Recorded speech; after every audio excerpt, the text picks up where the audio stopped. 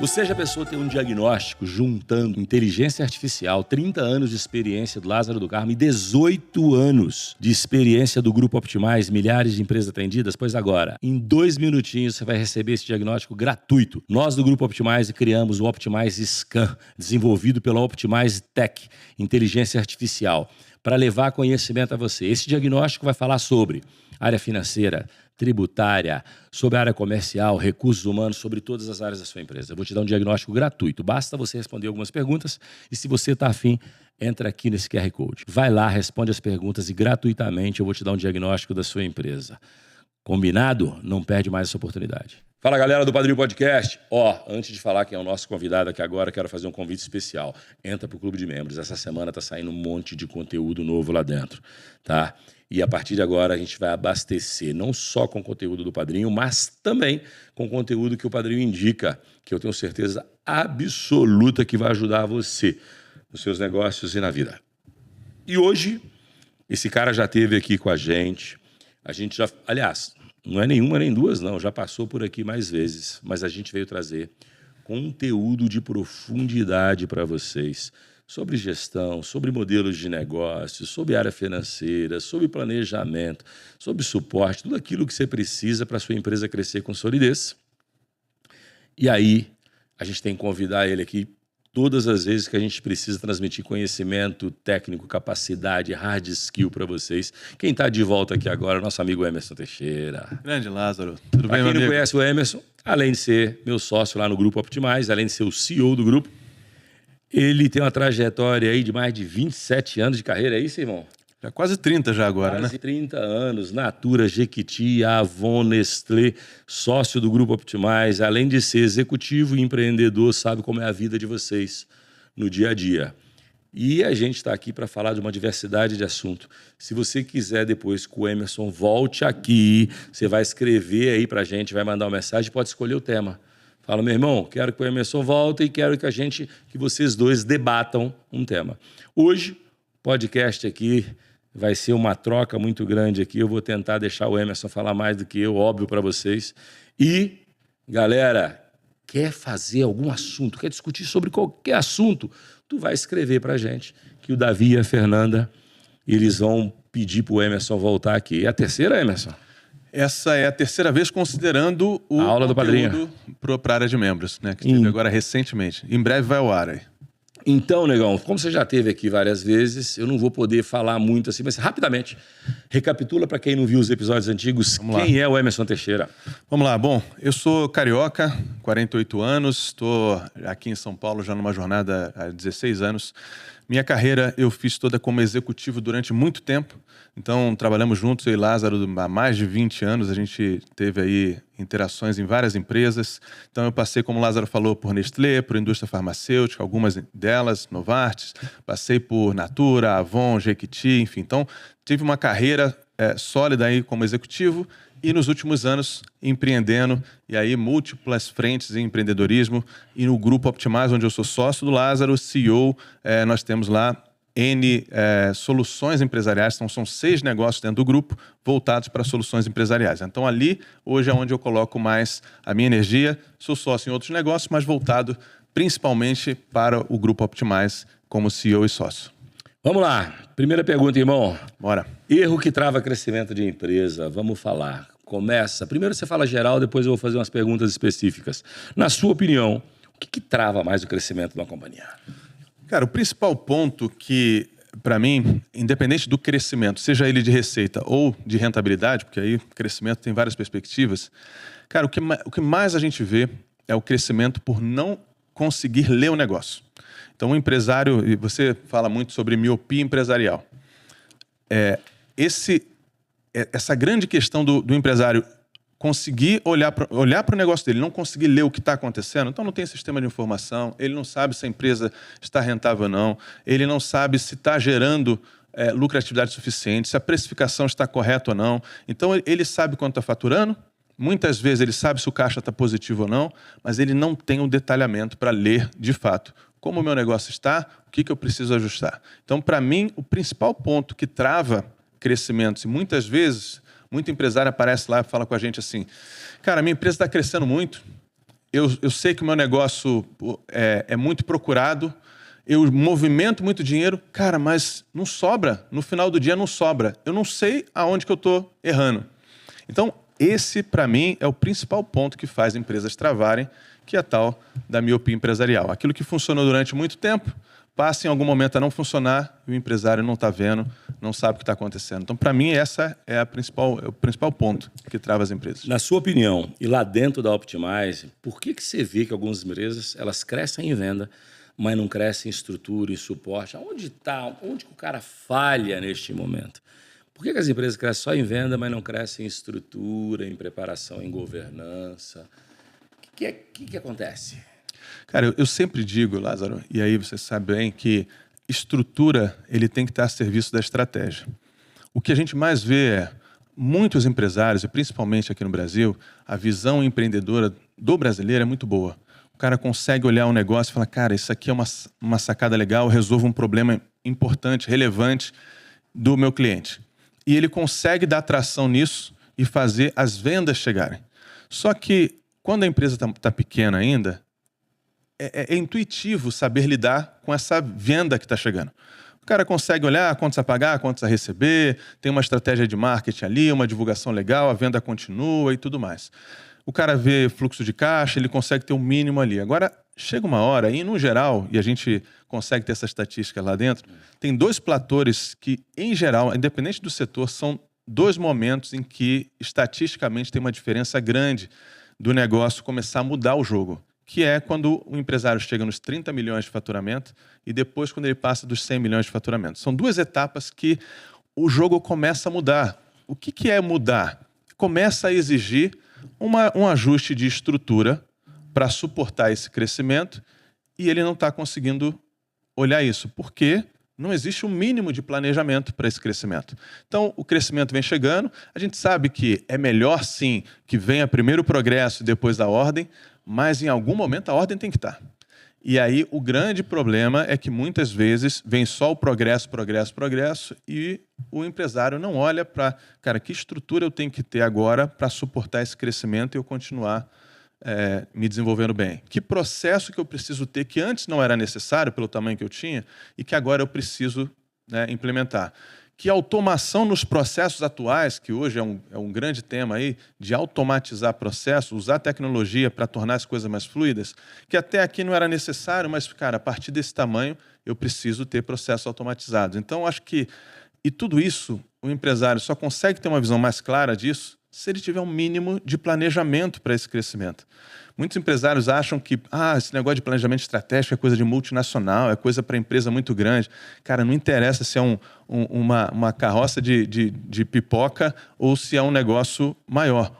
É óbvio que a complexidade desse planejamento ele vai estar adequado ao tamanho e complexidade do seu negócio. Mas o mínimo de planejamento para isso, ele ajuda a identificar todos esses gargalos, seja de processo, seja de estrutura, seja de automação, de sistemas, para que o que está sendo buscado de vendas no mercado e está chegando, consiga fluir bem e a empresa continue crescendo e de maneira organizada, né? Que ele não morra de sucesso, né? Porque tem muita empresa que acaba morrendo de sucesso porque não tem essa parte. Dentro também do Grupo Optimize, estou falando isso dentro do grupo, gente, que o Emerson vê dezenas e dezenas de empresas todos os meses lá dentro, de vários tamanhos. Mas deixa eu falar para você, qual o maior erro você vê repetidamente, principalmente nas grandes empresas? E você explica por quê? Parando de todas. Eu sei que é difícil falar um só, mas qual você repete com mais frequência? Cara, são vários, mas o que me veio aqui à cabeça aqui como mais frequente, cara, por mais que pareça básico, Lázaro, tem uma dificuldade do empresário, muitas vezes, e mesmo empresários grandes, como você está comentando, em fazer uma gestão adequada do que eu costumo chamar da tríade do caixa. É a organização entre o capital de giro, dividendos e caixa livre. Cara, como tem empresário que não sabe a função de cada um dessa tríade aqui, ou a empresa não está rentável o suficiente, o cara acha que tem que tirar muito dividendo dela, porque ele olha o top line, vê a empresa faturando muito, fala, cara, eu construí tudo isso, eu mereço, e começa a tirar mais dividendo do que a rentabilidade do negócio suporta. O ou ele se confunde com capital de giro, achando que vou fazer uma planta nova, vou abrir uma nova fábrica e tal, usa como investimento, tira do capital de giro e depois esse capital de giro faz falta. Ou então ele não se prepara, o que volta na história do planejamento, em construir um caixa livre, já que, cara, com o crescimento que eu estou tendo, daqui a 2 anos eu preciso ampliar minha fábrica, eu vou começar a ter um caixa livre aqui, que esse caixa livre investido vai acumulando e daqui a 2 anos eu vou fazer um investimento X na expansão da minha fábrica, eu mantenho meu capital de giro, mantenho meu dividendo e ainda sobrando caixa livre para eu fazer os investimentos futuros no meu negócio. Então, para mim, cara, essa tríade do caixa é muito comum, mesmo empresários grandes não conseguirem fazer essa gestão, cara, que seria básico, mas infelizmente não é. Então, eu escolheria essa como... Eu falo que talvez o maior erro que o empresário cometa é mexer no seu capital de giro achando que o dinheiro é dele.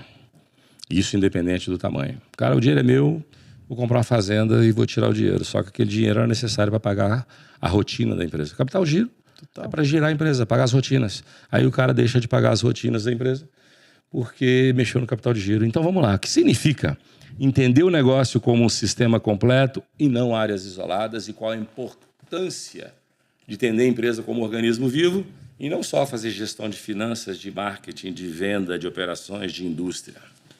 Cara, esse, para mim, é o ponto central. Acho que, assim, esse é um dos maiores motivos pelos quais os empresários nos procuram na Optimize.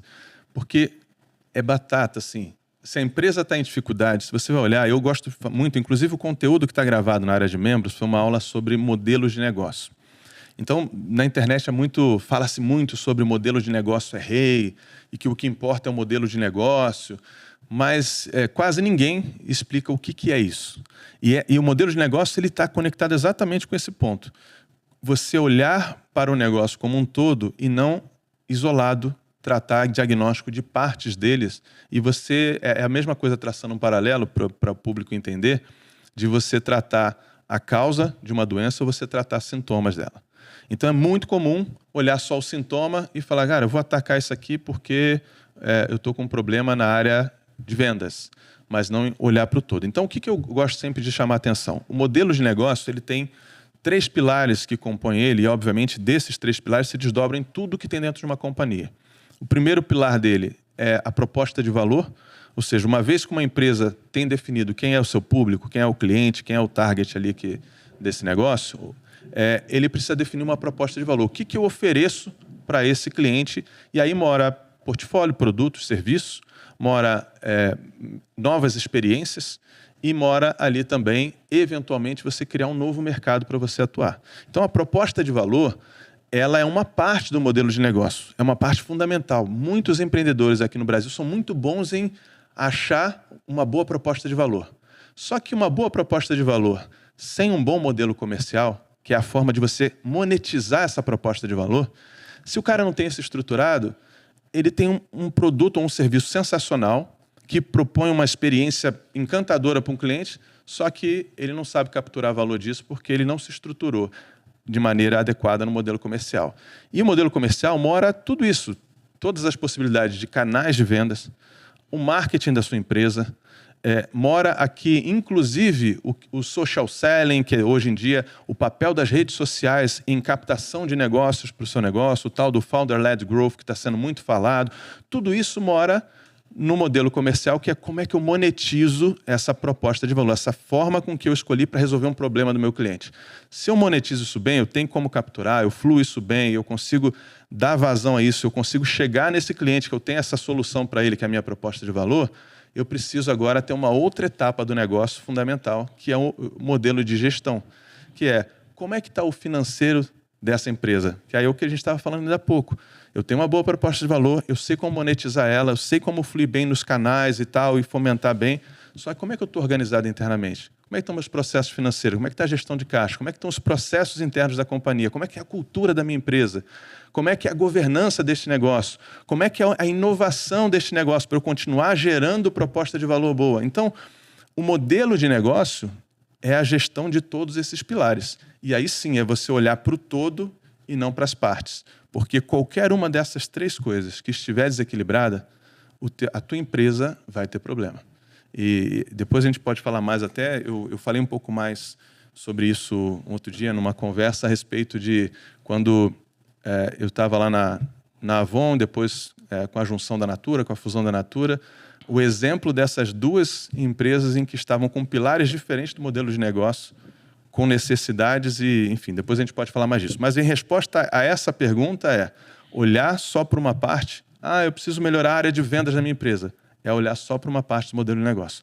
Pode ser que seu problema esteja na tua proposta de valor, pode ser que teu problema seja no seu modelo de gestão, como é que está a gestão interna, tudo que acontece dentro da tua empresa. E você está achando que é só a venda o problema. Então, é isso que a gente fala lá e a gente olha sempre na Optimize para o negócio como um todo. E o plano equilibrando o negócio como um todo. Toda empresa em turnaround, você olha o modelo de negócio está travado. Em alguma dessas partes ou em todas elas. Você já deve ter escutado essa frase. Eu preciso parar de vender para me organizar. Um monte de gente vai crescendo e fala, olha, agora chegou a hora. Paro de vender mais, paro e vou me organizar. O que você acha disso? Cara, num país em que a gente está com a Selic a 15%, deixar de crescer não é uma opção. Sinceramente, isso é uma visão de quem, assim, se é uma coisa situacional, momentânea, de curtíssimo prazo, você até pode fazer alguma questão assim, mas em geral, como uma decisão estratégica, isso no Brasil, é furada. Porque num país em que a gente tem um custo país do jeito que é, não crescer significa retroceder. Teus concorrentes vão continuar crescendo, seus clientes vão ser roubados, e você para organizar a casa e não cresce, todos os seus custos fixos vão aumentar, repasse de todos os seus fornecedores, ou seja, você vai perder o pace do teu negócio. Então, o que precisa o que quer que você tenha que fazer para organizar internamente, você tem que ter a consciência e um bom diagnóstico disso e sim tratar isso internamente. Que geralmente nessa fala, dentro daquilo que a gente está falando, está em relação ao modelo de gestão. A gestão interna da empresa. É o pós-venda, é o financeiro, são os processos, é a cultura e tal. Eu tenho que organizar isso, então vou parar de crescer para eu organizar aqui. Mas o que precisa ser feito como eu organizo a casa enquanto eu cresço. Você pode até reduzir um pouco a velocidade do teu crescimento, mas empresas no Brasil que crescem abaixo da Selic ou abaixo da inflação, ou pelo menos 2 dígitos de crescimento, são empresas que podem estar em risco do seu negócio. Então, eu discordo completamente. Parar de crescer para organizar. Dá para fazer as duas coisas. Eu acho que é uma opção do cara. Você quer parar de crescer? Quer, mas tem que lembrar o seguinte. A cada ano que passa, você está ficando mais pobre. Porque automaticamente, se você estagnar a sua receita num país inflacionário, o seu lucro líquido vai diminuir, porque você não vai conseguir estrangular fornecedor, você não vai conseguir diminuir despesas fixas e variáveis ao ponto de compensar 2 dígitos de inflação interna. Porque a inflação interna, quando eu digo, não é nem a inflação interna do país, é a inflação interna do seu business. De acordo com o tipo de negócio que você atua, com os insumos que você compra e com a estrutura que você tem uma inflação interna da empresa. Se está num país inflacionário, você tem inflação interna. Na sua casa, você tem inflação interna. Quais são os produtos que eu consumo? E, às vezes, o consumo da sua casa vai ser maior do que a inflação divulgada na internet, na televisão, na internet, pelo governo, pelos órgãos oficiais. Por quê? Geralmente Porque seu estilo de vida e aquilo que você consome foge um pouco do padrão da cesta básica. E aí tu vai gastar muito mais. A mesma coisa a empresa. Então é o seguinte, tá afim, irmão? Não cresço mais o organismo, beleza? A cada ano você tá 2 dígitos mais pobre. Talvez no primeiro ano, se você for empresa grande, você consiga lá compensar por economia. Depois não tem jeito, não vai compensar. Começa a entrar numa espiral negativa. Assim, acho que o recado final assim, é insustentável. Você até consegue fazer no curto prazo, mas é insustentável no tempo. Me conta uma coisa. Diagnóstico, como que dentro lá do Grupo Optimize, o cara chegou lá, para nós lá dentro, eu sei, viu, turma, pergunta, só estou falando para ele explicar para vocês. Como é que eu vou diagnosticar se a empresa ela é boa, ela é excelente ou ela é ruim? Se ela está em perigo, se ela não está em perigo? Qual o primeiro passo? Você já me responder para mim, Vilado, o primeiro passo é fazer o diagnóstico. Agora me explica como é que primeiro passo do diagnóstico, né? Exatamente. Como é que é o diagnóstico lá dentro de uma empresa para você saber? Porra, porque às vezes a empresa é boa, gente. Aí esse cara vai falar assim, queridão, puta merda, nós vamos manter isso e isso e vamos crescer aqui. Às vezes a empresa está precisando consertar alguma coisa, foca aqui, vamos consertar isso. Às vezes o bicho está quase morto, aí vamos consertar tudo. Exatamente. Então, né, eu falei com ele, qual o diagnóstico? É óbvio que o diagnóstico começa pelo diagnóstico. Mas quais são esses passos de fazer um diagnóstico lá dentro para saber a situação da empresa? Conta aí. Vamos lá. Bom, então acho que tem um ponto Isso importante. serve para todo lugar, viu, gente? A gente está falando assim, se alguém fazer um diagnóstico diferente desse, eu só vou te falar assim uma coisa, é ruim, mas vai lá. Exatamente. Então, assim, esse ponto aí, ele parece óbvio, Lázaro, mas é fundamental, porque tem muita gente, assim, a maioria dos empresários não tem um planejamento. E os que têm, uma boa parte deles, partem para a ação sem saber o real diagnóstico. Então, parece óbvio, mas o óbvio precisa ser dito. Então, a gente primeiro, obviamente, vai olhar para o diagnóstico da empresa. E esses passos, eu vou contar o que a gente faz, depois eu vou contar uma novidade de como alguns empresários aí podem ter uma boa pitada disso aí, inclusive gratuitamente. Um overviewzinho. O overview, Mas vamos lá.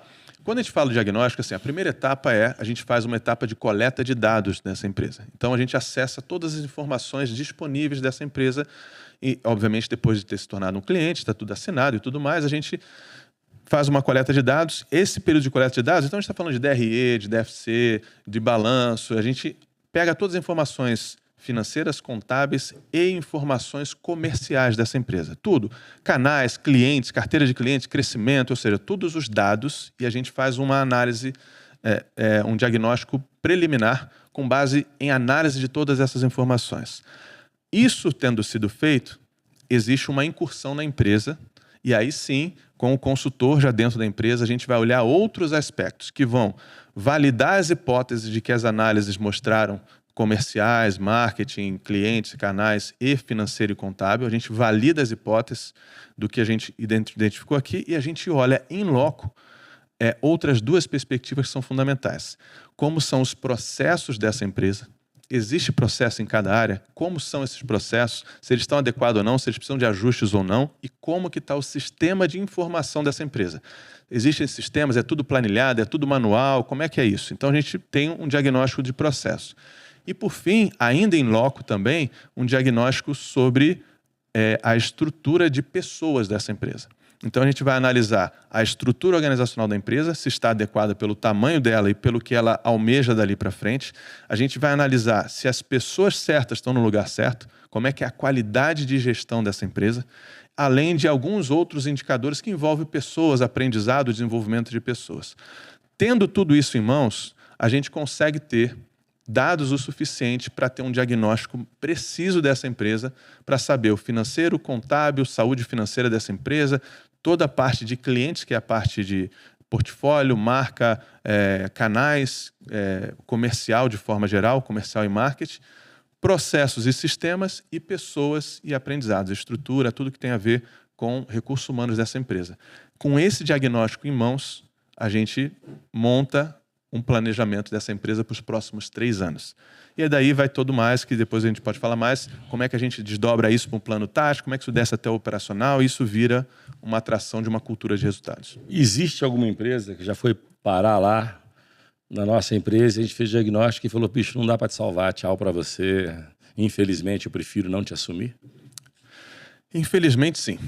Existem casos assim, eu ia usar o teu chavão de que você diz que teu nome é Lázaro, mas você não faz milagres. Então, assim, modéstia à parte, nós temos um time muito experiente e nós todos são muito experimentados em recuperar empresas, não só recuperar, né? Transformar empresas boas e melhores ainda em empresas que estão com dificuldade em empresas boas novamente. Mas existem casos que, às vezes, o empresário, cometendo muito daqueles erros que a gente falou ainda há pouco, ele deixa chegar num ponto tal que, de fato, ela está num nível que já está praticamente sem uma recuperação. A depender das características que esse empresário tenha.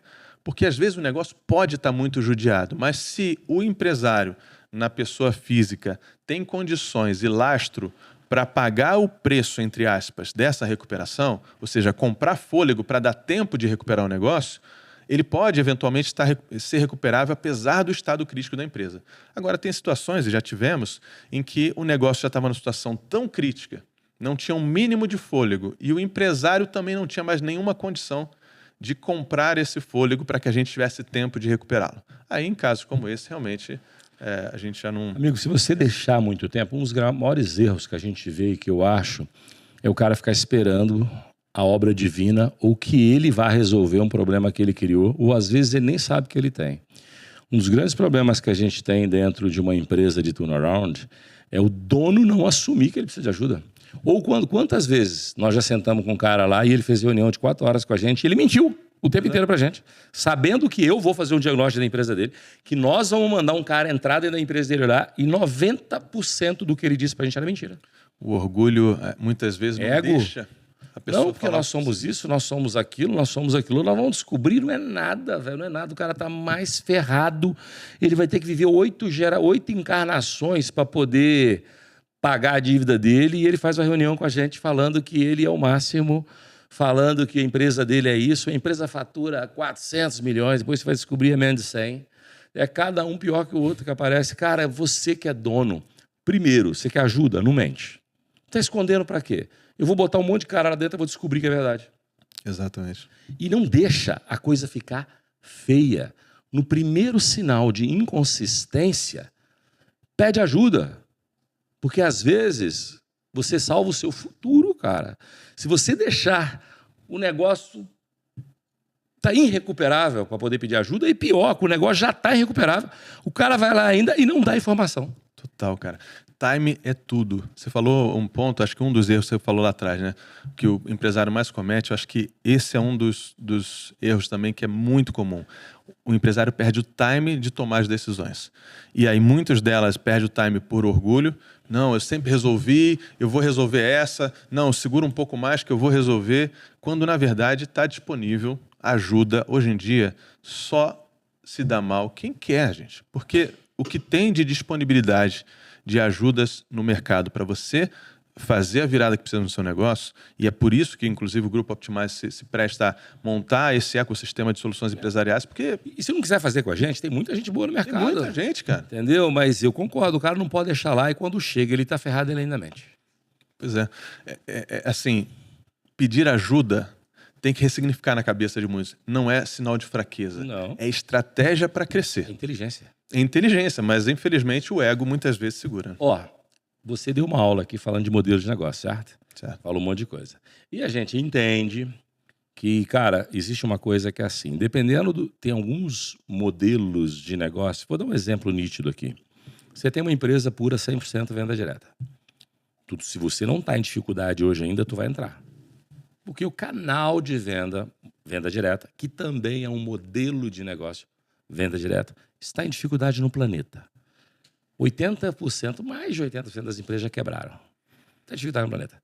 Então você pode ser bom de marketing, de venda, de tudo, que tu vai estar fudido. Então vamos lá. Acho que são pura venda direta, né? São pura venda direta. Entendeu?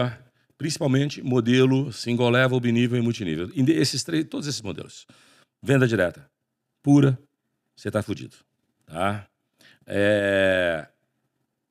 Quais sinais, para você dar dica para esses caras, aonde o problema da empresa não é marketing, não é venda, mas sim o modelo de negócio?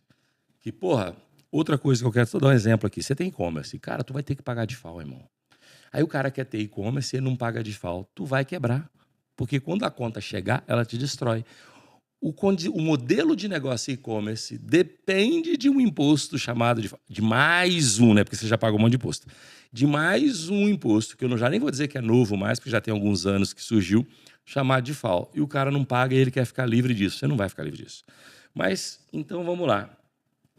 Quais são os sinais que o problema da empresa não é marketing, não é venda, mas sim o modelo de negócio? O que esse cara... Dá uma dica boa aí. Dá dica não, dá um bom conselho. Quem dá dica, a gente rasa. Dá um bom conselho. Boa. Bom, Lázaro, quando a gente fala de modelo de negócio, eu sempre faço, voltando à história do diagnóstico, né? Olhar para a empresa sobre aqueles 3 aspectos que eu falei. Proposta de valor, modelo comercial, modelo de gestão. Em geral, uma empresa, e aí, enfim, eu vou dar o exemplo do que eu vivi até. Por exemplo, a Avon, eu fui diretor executivo lá aqui no Brasil há muitos anos, você sabe. A Avon, por exemplo, que é uma marca que todo mundo conhece e tudo mais, globalmente, o que aconteceu com a Avon? Foi exatamente o exemplo que você se trouxe. Um modelo comercial que ficou ultrapassado, que era a venda direta pura. Que deu bem por mais de 100 anos. Exato, uma empresa centenária. A Avon hoje são mais de 140 anos de história. Ela foi fundada no mesmo ano da Coca-Cola, nos Estados Unidos. Então, assim, uma empresa centenária, nenhuma empresa tem resiliência para viver mais de 100 anos, gente. Se não tiver sido muito boa, se não tiver contado muita história. Então, assim, a Avon se provou por mais de 100 anos. Mas o modelo comercial ficou ultrapassado, porque era exatamente o exemplo que você falou. Era venda direta pura, e enquanto o mercado já vinha se ajustando e olhando para o consumidor como sendo um consumidor omnicanal, quer dizer, que ele está em todas as partes, a Avon insistia globalmente num modelo puro de venda direta, ou seja, através da representante comercial, que visitava a casa, que levava a revista, que anotava os pedidos, que fazia o pedido para a empresa, recebia, depois ia lá, entregava, recebia o dinheiro e tal. Esse modelo, ele perdeu o time de ser ajustado. Dava certo, muito rentável, você viveu isso também, você sabe bem. Então, assim, tinha uma boa proposta de valor, produtos cosméticos maravilhosos, líder de maquiagem, face care e tal. Então, a proposta de valor estava bem resolvida, mas um modelo comercial que já não conseguia capturar esse valor, porque já estava limitado. O cliente já não era mais o cliente só para a venda direta, ele já queria comprar online, ele queria ter uma loja para ele experimentar antes dele de fato comprar, ele queria ter contato com a marca de outras maneiras e o modelo comercial não entregava isso. E, mais do que isso, o modelo de gestão, estou falando aqui do caso, da minha leitura sobre o caso da Avon, o modelo de gestão também foi se perdendo em vários aspectos. Por quê? Se você tem um bom modelo de gestão, você tem uma boa cultura, você tem um bom modelo, você tem um bom pós-venda, você olha para o seu cliente de uma maneira em que você volta a criar valor de novo para o seu negócio. E esse modelo de gestão se perdeu. Então, assim, uma cultura que ficou também retrógrada, que, portanto, não pensava em inovação, que era inovar o modelo comercial, e isso foi virando uma bola de neve. Então, no geral, quando você olha empresas que ficaram ultrapassadas, e se você olha sobre esse aspecto do modelo de negócio, é notório ver, no caso da Avon, primeira coisa a ficar defasada, modelo comercial. Segundo, o modelo de gestão. Mudou-se muita gente internamente, gente que não tinha conhecimento mais do mercado de beleza, do mercado... E aí foi perdendo cultura, foi perdendo olhar para o cliente da maneira correta, foi perdendo inovação em produto. Aí começa a ter problema também na proposta de valor, porque a Avon já não tinha mais a inovação que tinha no passado, que criou Renew, que criou um monte de outras coisas e tal, porque o modelo de gestão, que tinha um dos maiores centros de P&D do mundo, que era em Suffern, em Nova York, e começou a se perder isso, então começou a perder até aquilo que era bom, que era a proposta de valor.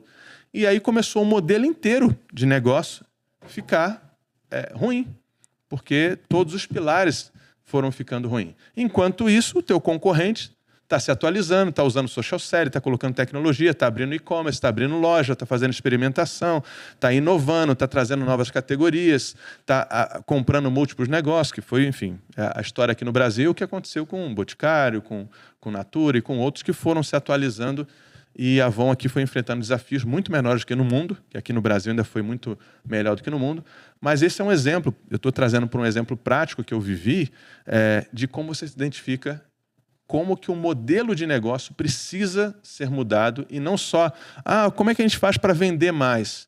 Não se trata só de vender mais. É como que eu ajusto o meu modelo de negócio para eu voltar a ser competitivo, relevante e poder brigar no mercado com um bom modelo de gestão, com uma proposta de valor significativa e tal, e com um modelo comercial que eu capture tudo isso.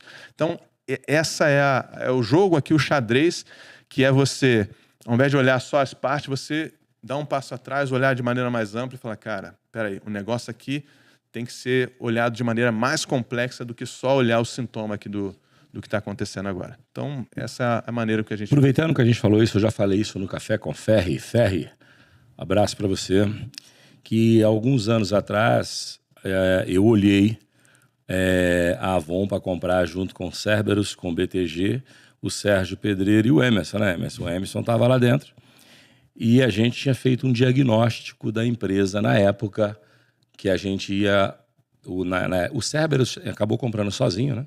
A gente acabou não participando no final, mas o jogo, o time completo era Banco BTG, Cerberus e a gente como time que estava fazendo a parte toda estrutural, principalmente da América Latina. Não só o Sérgio, mas o Bernie.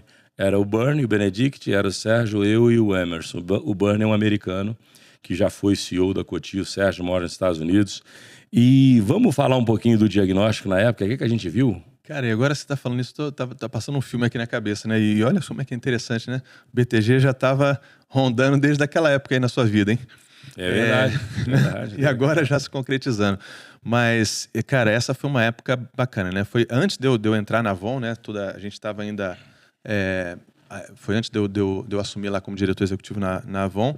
E o Sérgio, né, trouxe lá pra gente esse desafio, né? De fazer um diagnóstico e propor uma reestruturação do que seria uma aquisição da Avon no mundo, né? Antes de ter toda essa coisa da venda para a Natura ou para tudo mais. E a gente ia à noite para um escritório, né, de um fundo aí, e a gente ia lá e ficava trabalhando à noite, desenhando o que seria essa reestruturação, quem assumiria que operação, você assumindo na América Latina inteira, o Bernie assumindo mundialmente, cada um assumindo um país, como é que seria, desenhando tudo isso e tal. Então foi uma jornada, era literalmente uma jornada dupla, né? A gente tinha a nossa jornada de executivo ao longo do dia e à noite a gente ia trabalhar nesse case e trabalhamos e assim... Bateu na trave. Bateu na trave, mas assim, implantar aquilo seria, aquela época principalmente, seria realmente um negócio muito bacana de fazer. Cara, eu vou falar para vocês aqui hoje. Naquela época, a estrutura matricial da Avon era bizarra. Eu ia dizer para você, se você era executivo da América Latina naquela época, eu ia reduzir uns 4 níveis. E a galera toda embora, demitida. Porque na época a estrutura matricial era bizarra. Impossível de ser competente, de ser funcional, de ser boa. A gente olhava para aquilo e falava assim, era inexplicável aquela estrutura. É a história do modelo de gestão que eu estava falando. Quando você olha o modelo comercial, o modelo de gestão na época é extremamente ineficiente. Turma, se você está pensando numa plataforma, você que é infoprodutor e está precisando de ajuda para fazer um trabalho, lembra da Page. Page é a plataforma que eu recomendo para você que é infoprodutor, para você que precisa de um gateway de pagamento, para você que precisa fazer transação pela internet, você tem que lembrar a Page. A Page, além de ser mais ágil, de ter um maior índice de aprovação, ela ajuda você a vender seu negócio. Ela ajuda você a dar o próximo passo e faturar mais. Quer fazer dinheiro de verdade? Você tem que procurar a Page. Page, Lázaro recomenda. Existe um checklist que a gente precisa fazer para entender uma empresa, o processo, independente do trabalho, independente do segmento. Qual o checklist que a gente usa para isso? A gente já falou um pouco disso quando a gente falou aquela história do diagnóstico, né? Sim. Então, assim, independente do segmento, no Grupo Optimize lá, o que a gente sempre faz é olhar de maneira ampla para o negócio. Na nossa metodologia, que a gente utiliza várias metodologias de gestão na nossa metodologia, mas uma delas é o Balance Scorecard, que a gente olha sobre 4 perspectivas do negócio. Eu falei aqui de 3 pontos, né, do modelo de negócio, que são 3 pilares fundamentais, mas, no geral, quando a gente faz esse diagnóstico, a gente olha para a parte de negócio, que é o financeiro, contábil, dívida, tal, tudo mais, porque isso aí, independente do segmento, entender exatamente como é que está a situação financeira, contábil, dívida, alavancagem e tudo mais, ela é fundamental. Depois a gente olha para a parte de clientes, que é considerar tudo isso, portfólio, marca, marketing, vendas, estrutura e processo comercial, como é que está isso. Depois, processos e sistemas, e aí olhando todas as cadeias de processo, desde um processo integrado, que é um S&OP, né, como comumente fala, que é toda a integração de processos, desde a operação, compras, suprimentos, estoque, financeiro, pricing, a parte toda de planejamento mercadológico, planejamento de vendas, quer dizer, todo esse processo integrado, além de processos de forma geral, financeiro e demais. Então, um olhar para processos, independente de que empresa ou que segmento, você precisa estar com um processo bem estabelecido, processos eficientes, sistematizados, você precisa estar com automações para ele ganhar fluidez. Então, isso independente do segmento, assim como pessoas, que também em todo negócio pessoas, a não ser algumas polêmicas hoje em dia de que a IA, entre aspas, vai fazer o trabalho no lugar das pessoas. Não é nada.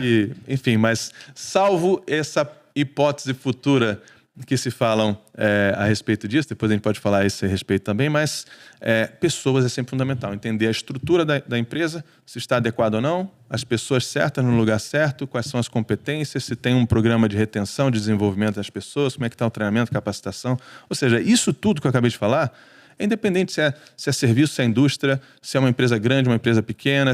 Esse mapa para você ir fazendo esse checklist em tudo isso é o que a gente faz em todas as empresas, independente do seu segmento. Mercado. Vamos lá, eu tenho na cabeça aqui pelo menos 3 ou 4 setores. Um deles, na minha opinião, vai acabar desaparecendo por completo e os outros 2 vão sofrer transformação e já estão sofrendo transformação e vai sofrer muito mais ainda nos próximos anos. Na sua cabeça, tem muita empresa aí crescendo rápido, estabilidade. O Brasil vive um momento de reorganização empresarial. Aliás, eu acho que não é o Brasil que vive um momento de reorganização empresarial. O mundo vive um momento de reorganização empresarial. Você tem que mudar a forma de fazer. Você tem que pensar de forma diferente. O mundo está cada vez ficando muito mais suscetível à ousadia, à abertura de mindset, à monetização do que o controle e a fiscalização. Total. A gente é fã da governança, mas cada vez mais o excesso de controle param as empresas por causa da velocidade. Velocidade de comunicação, velocidade da tecnologia, velocidade dos hábitos de consumo. Se o cara ficar preso na burocracia, na organização, ele não vai crescer. Falando de setor, na sua cabeça, depois eu vou falar aqui, eu tenho uns 3 aqui que eu tenho convicção bizarra, 100% de convicção que vai sofrer com isso. Algum setor você acha que está mudando o hábito, que se o cara tem empresa nesse setor, ele tem que tomar mais cuidado? Aí lembrei de mais um, 4 setores. Que vai mudar no Brasil, né? Que essas empresas têm que tomar cuidado para elas não desaparecerem nos próximos anos? Cara, o primeiro, de bate-pronto, já o mais latente para mim é o mercado de contabilidade. O setor de contabilidade, ele é um setor que... Tinha esquecido isso. Então, é que tem muitos aí para falar, mas por que esse é um mercado que vai sofrer demais? Não vou dizer nem sofrer, deixa eu refrasear. Vai mudar demais, ele vai transformar demais. E, infelizmente, historicamente no Brasil, grandes transformações, os empresários não estão preparados para grandes transformações. Então, a gente está falando de uma ruptura de legislação, né? Então, com a reforma tributária, que muda totalmente o game, mistura tudo de novo e faz uma nova forma de ter que operar nesse mercado. Então, assim, são 530 mil contadores, mais ou menos, no Brasil, cerca de 100 mil escritórios de contabilidade e mais de 60% desses, por pesquisa, não estão preparados para o que vai acontecer a partir agora, deste ano, até 2032, com a reforma tributária. E, mais do que isso, esses caras vão ser muito acessados nesse período, principalmente agora nos próximos anos, nos primeiros anos, porque todo empresário que está aí nos ouvindo vai começar, poxa, está implementando agora essa mudança, agora aquela e tal. A quem eles vão recorrer? Para o contador deles, para o escritório de contabilidade deles. Cara, isso aqui agora, como é que eu faço? E agora, é melhor assim o assado? É melhor isso, aquilo? E esses caras, a maioria, segundo pesquisa, inclusive, 60% deles, não estão preparados para responder esse questionamento. Então, eles vão aumentar a demanda de solicitação de serviço para eles e existe um despreparo para como enfrentar esse período agora. Então, tende a ser um mercado de ter muitas consolidações, ou seja, os grandes incorporarem os menores para poder pegar as empresas menores que estão sendo atendidas as empresas que estão sendo atendidas por esses menores e passar a atender esses mais, uma vez que a capacitação desses escritórios menores tende a ser numa lentidão, ou seja, numa velocidade menor do que a velocidade da transformação. Então, esse setor é um setor que, por sua vez, vai oferecer muitas oportunidades também. E se você é do setor de contabilidade, você quer saber mais, depois você entra lá no grupo ali que a gente tem como ajudar vocês. Entendeu? O Emerson não falou aqui não, mas a gente tem como ajudar vocês. O que mais? Setor de contabilidade é um. Tem mais algum na cabeça? De que vai mudar muito? Vai ter transformação. Cara, eu não vou falar do setor, mas, por exemplo, o mercado de tecnologia, nos últimos anos, ele foi muito alavancado pelos SaaS. Então, o Software as a Service, como tá tudo foi fudido, conhecido... Tá? Abriram 50 milhões de SaaS, hoje tudo era SaaS e Exatamente. a maioria deles, igual o aplicativo, o app, não está virando nada. Então, mas é por isso que esse é um que me vem à mente também, porque foi um boom, né, de SaaS e realmente trouxe muito valor ao mercado, fez muita empresa ganhar muito dinheiro e tudo mais. Mas agora, com o avanço da tecnologia, o SaaS está com um tempo de vida contado. Porque agora, com a IA, com o Glock da vida e com outras que você consegue criar, muitas vezes até in-house, aquilo que antes um SaaS fazia, e você consegue agora fazer com o uso de inteligência artificial e tudo mais. Então, assim, a área de tecnologia, ela traz uma solução que é a IA e que faz uma mudança dentro da própria área de tecnologia, que é o SaaS, sendo também canibalizado por isso. Então, muitas empresas que vivem só de SaaS vão precisar se reinventar completamente, porque essas empresas estão, nos próximos 2 anos, há alguns estudos que apontam que em 2 anos não vai ter mais SaaS no mercado. Eu acho um pouco radical não ter, mas eu acho que assim, vai mudar muito esse game. Então, essa é uma outra área que me vem em mente aqui, que muda bastante assim, a situação aí nos próximos anos. Mais alguma coisa? Eu vou puxar os 5 aqui, que eu lembrei até do sexto aqui agora, porque eu li a cara do Paulo Vitor ali, lembrei do sexto. Vamos ver o que mais. Cada hora eu vou puxando. Então, o primeiro deles, que já sofreu mudança pra caramba, bizarra, e vai continuar sofrendo, é o varejo. O varejo, desde a instituição do modelo e-commerce, desde a instituição dos social medias e agora com o TikTok vendendo, ele vai exercer muito mais exigido.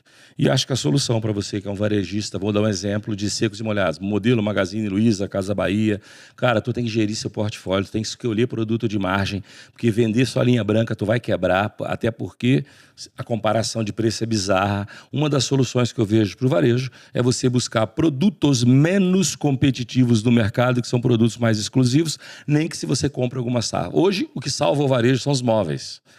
Porque você tem variação. Ninguém faz... Por exemplo, Brastemp é Brastemp, geladeira é geladeira. Mas sofá tem diferencial competitivo, cadeira tem diferencial competitivo, colchão, apesar de ter grandes marcas, mas você pode oferecer um diferencial competitivo. Então você tem que buscar produtos diversificados que você pode. Então, varejo é o primeiro deles. Que eu acho que esse está fudido se não reinventar esse, principalmente... E o mercado é enorme. Digo para você, tá? O grande jogo está em custos baixos e remodelagem do mix. Eu acho que se você tiver um portfólio aonde exija menos guerra de preço, você tem mais chance de sobreviver. E se você também remodelar seu sistema financeiro, você ter seu cartão próprio, você ter seu FDIC, você ter o seu carnezinho lá, que pode ser o mesmo modelo do cartão. O banco financeiro, que é óbvio, que faz desde as Casas Bahias, se você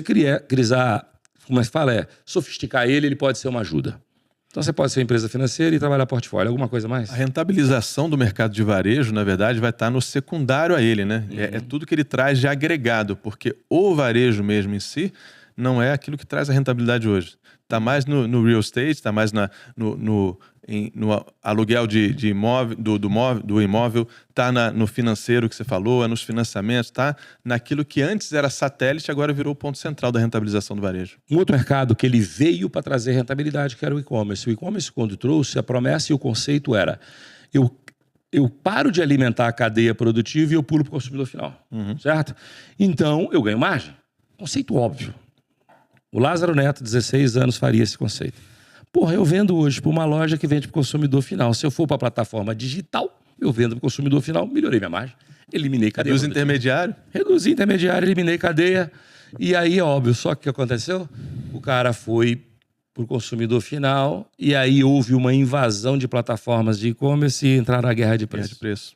E hoje, além disso, tem uma tributação pesada. Então, um e-commerce, se você for vender nas plataformas de marketplace, Mercado Livre, Amazon, tu vai pagar uma taxa gigantesca em algum lugar, alguns 17%, usa até mais, depende, mas é uma taxa que você vira sócio. Então, cara, uma das coisas a solução para você ter mais rentabilidade no e-commerce é a mesma do varejo. Procurar produtos exclusivos com menos guerra de preço e mais margem de contribuição. Única solução. A venda direta nós falamos, que é um terceiro. Venda direta era um terceiro modelo, porque literalmente o door-to-door puro, ele está morrendo. Quem vai ficar esperando 15 dias a senhorinha lá, a velhinha da revistinha, levar produto na casa. Não, Ninguém mais, acabou. Hoje... Mas eu quero a venda personalizada. Ninguém tem saco para isso mais. Eu não quero nem abrir a porta da minha casa para receber. Pode ser o vendedor mais foda do mundo. Pode ser meu amigo pessoal. Pode ser que o da Visão tá aqui todo dia. Se ele começar a ligar para mim que ele quer vender uma coisa, eu não recebo ele, não. Recebo ele para trabalhar comigo aqui no podcast Padrinho, mas eu não vou receber ele mais, porque eu não quero mais. Porque eu tenho tudo que eu quero, a hora que eu quero, na minha mão, da forma que eu quero, do jeito que eu quero. Então eu não preciso conversar com mais ninguém. Eu posso fazer tudo sozinho. Mas o interessante é que o comportamento humano é assim, a venda consultiva, ela ainda tem valor. O meio pelo qual a venda direta tradicional faz é que ele está fadado a acabar. Mas a venda consultiva, você ter uma opinião, uma assessoria de alguém para fazer uma melhor compra, principalmente a dependendo de que segmento, ele ainda tem o seu valor. Só que não dá para ser na maneira que sempre foi feito. Um outro mercado que está mudando muito, por isso que eu falei que eu olhei para a cara do Paulo Vitor ali, lembrei dele no mercado, é o mercado de educação. O mercado de educação, ele nasceu tradicionalmente pelos cursos tradicionais regulados pelo MEC.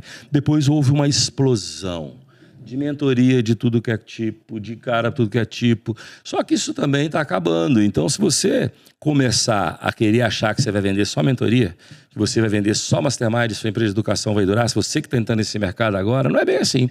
Né? Lá na capital, acho que o Paulo Vitor, eu vou fazer essa pergunta para ele, ele vai esclarecer muito mais. Você tem que ter diversificação de conhecimento e profundidade de conhecimento. Porque a maioria dos caras que estão no mercado vendendo mentoria, vendendo curso, é tudo raso. Exato. O cara não tem experiência, ele simplesmente aprendeu no livro e vai ensinar aos outros. Aí ele chega ali e fica falando sobre aquele produto e teve muita gente comprando, principalmente durante a pandemia. Mas esse mercado mudou e apesar que esse mercado hoje está cheio de gente grande. Você tem G4, você tem Flávio Augusto com o time lá da Trinca, você tem a Capital Upgrade, você tem uma porrada de outros caras que jogam o jogo de verdade do conhecimento. Mas então, tem muita gente aventureiro também. Os aventureiros, eles já eram, né? Na hora que a gente for bater o papo, eu vou falar disso. Então, esse mercado, ele está fadado ao fracasso se ele não se remodelar e fazer o que tem que ser feito. Tem um monte de empresa que já está fazendo, né? Mas a gente tem que fazer, tem que levar conhecimento diverso, tem que ter profundidade, uma série de coisas. Porque senão esse cara vai morrer. O quinto eu esqueci, velho, ali da contabilidade. Tô ficando velho aqui agora, não anotei. O Rafael me deu uma caneta com papel. O velho ficou gaga aqui, esqueci da porra do qual era o outro modelo. Mas eu lembro daqui a pouco que eu volto a falar dele. Entendeu? Mas é interessante que você falou de alguns aqui que são dentro daquela tríade do modelo de negócio que a gente estava conversando.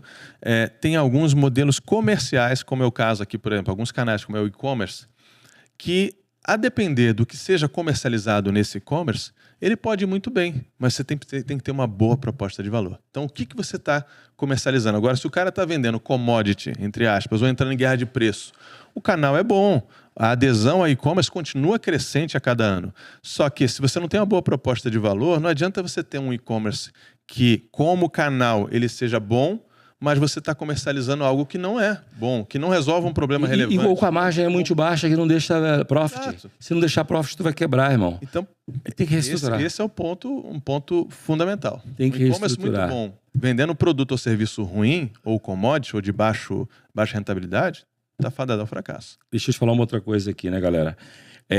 O Grupo Optimize, ele atende empresas de todos os tamanhos, mas o Emerson vai fazer um convite aqui, que eu vou começar a piada pela risada, que é o seguinte: se você fatura mais de 100 milhões de reais, você é um empresário que tem faturamento acima de 100 milhões de reais e quer ter uma experiência dentro do grupo, quer conhecer tudo o que a gente faz, você vai estar convidado para um almoço e depois vai lá para o escritório, onde o Emerson, os outros sócios e os heads de cada uma das áreas, das unidades de negócio, vai fazer uma apresentação para você que fatura mais de 100 milhões de reais, para você conhecer a plataforma. Além de, neste dia, você ter um especialista em reforma tributária. Isso é o primeiro dia agora, tá, gente?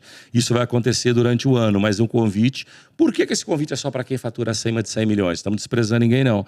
Mas é porque o assunto que vai ser tocado neste dia é inerente às mais de 100 milhões de reais. Aí Exatamente. vai estar o link aí, negão? Como é que é? Vai estar um link aqui. Nós vamos dar essa oportunidade de estarmos assim próximos desses acima de 100 milhões. Como o Lázaro falou, como Grupo Optimize, a gente atua em diversos tamanhos de empresas. Então, mesmo abaixo de 100 milhões, enfim. Mas para esse em específico, nós queremos conhecer e estar mais perto de você que fatura acima de 100 milhões. Então, vai ser um dia de uma experiência profunda, falar de gestão. Nós vamos mostrar modelos de gestão. Um pouquinho do que a gente está conversando aqui, vocês vão ver na prática como é que isso funciona, como é que isso pode ser E aplicado. uma palestra. E ainda mais esse debate a respeito com um especialista contando e olhando para os setores de vocês, vão ser poucos, tá? Então a gente vai estar selecionando poucos para estarem nesse dia conosco.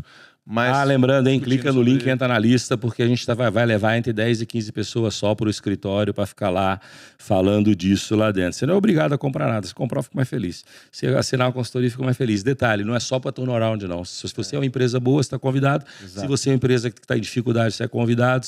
A regra é faturar mais de 100 milhões de reais por ano, não é por mês. Por ano, beleza? Isso aí. E eu não esqueci disso não, né? Então, estamos chegando ao fim, meu amigo Emerson. Já? Nós vamos fazer um bate-bola. Passou rápido aqui, vamos lá. Maior erro do empresário. Miopia empresarial. Característica de um bom líder. Dar o exemplo. Crescer rápido ou estruturar. Crescer sempre. O que separa boas empresas das extraordinárias? Execução, planejamento e execução. Vou botar aqui as duas coisas. Uma palavra que define liderança para você. Já falou, né? Para mim é isso, exemplo. Se você pudesse dar um conselho ao Emerson de 20 anos atrás, o que você falaria para você mesmo? Cara, o Emerson em específico, eu diria para o Emerson ser mais ousado em algumas coisas. Eu hoje vejo claramente... Ser ousado várias vezes, tá? Ele demorou. Falava, ligava para ele, bicho, e algumas você que deu para trás, hein? Vamos falar, hein? Para. Não, mas ó... Pra caralho, lá atrás, 10 anos atrás, bicho, aí ele, não, veja bem, agora não é meu momento. Mas, ó, é até bom, porque, assim, obviamente deve ter aqui também, não só empresários, mas deve ter também executivos que também assistem aqui, são membros até aqui do Padrim. Durante muitos anos, como eu falei aqui no início, né, minha carreira como executivo e o fato de ser bem-sucedida como executivo, muitas vezes faz com que... Eu falei da miopia empresarial, mas existe a miopia executiva também. Porque hoje, a dicotomia que eu vejo, e agora tendo vivido os dois lados, isso fica muito claro para mim, é o abismo que existe entre o mundo corporativo e o mundo executivo, de gestão, dos C-levels, com o mundo empresarial.